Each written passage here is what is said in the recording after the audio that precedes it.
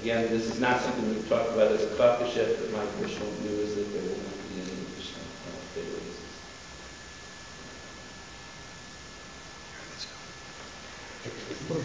I see some unhappy Sit down with consent payments. You made a decision on finance chair. The chairs and in fact which committees we will have are still being discussed. Again, we've only been in this position now a day, but we are actively talking about the committees and the chairs. But again, the appointments will be announced in the near future. Can you talk anything about the construction of the current committee system? Can you say, is there anything there that you don't like right now that you definitely think is going to be addressed when you, even if you don't have the whole, every committee worked out yet, or there's some that you definitely want to see changed?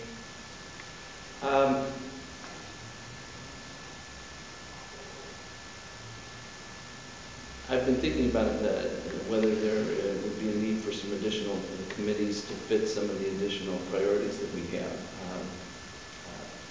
One example that I can give you is that I believe we need a focus on urban revitalization, and we may create a committee that would have that as its primary focus.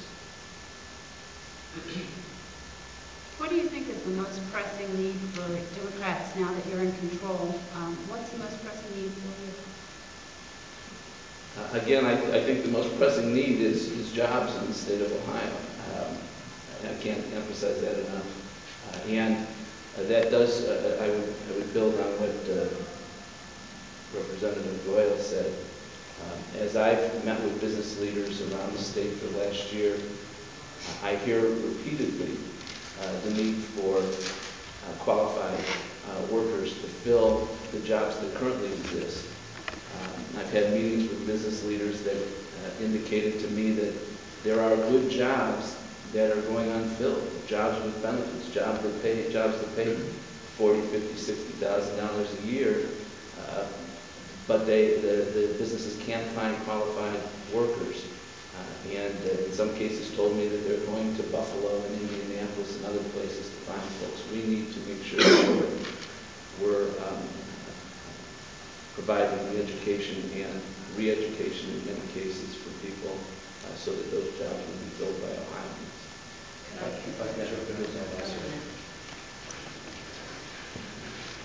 We understand fully the urgency of the situation with today's economic climate. I know that the unemployment numbers in Ohio for September were 7.2%, highest in well over 10 years.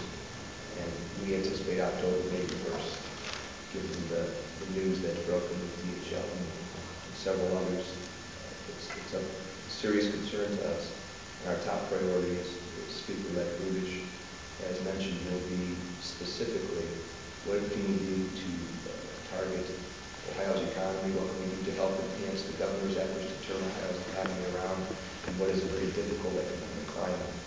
To somebody that asked, what advantage do we have over the Republicans going into the next General Assembly in terms of how we will be able to make a difference? With the Democrats at this point dominating Washington, D.C., we'll have no better point man to lead our efforts to help bring federal resources back to the state of Ohio than Speaker-elect Armond Budish, on behalf of the legislature, working hand in hand, of course, with Governor Strickland. I would just like to add what Speaker-elect Budish said, is that it's not just an urban issue where there is not a qualified workforce. I'm from Marietta, Ohio, and it's a rural area, and we have employers in that region where there is approximately 1,000 jobs that are unfilled because we do not have a skilled workforce. The governor has said during his budget that we are going to take a serious look at education. He's going through the state, having these meetings to compile data to move the state forward.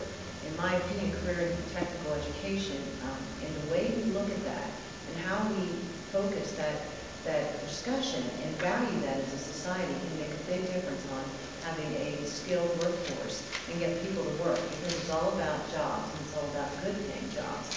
And we can move Ohio forward with policies and legislation that value those workers. And I think that that is a good place for us to start.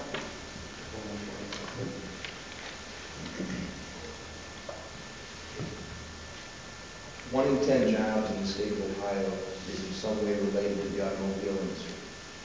20 minutes after the vote last night, Speaker-elect Budish pulled me aside and asked me what I thought about trying to either plan a trip to Washington, D.C., or trying to get our Ohio delegation in the same room to the extent that schedules would allow, to see what we could do to enhance congressional efforts to see to it that additional resources are invested in the automobile industry, automotive industry, because Ohio's economy is so incumbent upon that particular industry.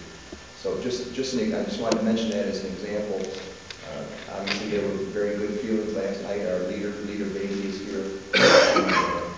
Obviously, to her we owe everything was accomplished. But I wanted to make that point because, again, addressing the urgency of the situation, there's not going to be a whole lot of celebration. It's this leadership team's desire to get to work and get to work immediately on the issues that impact the folks that we're charged with responsibility to represent.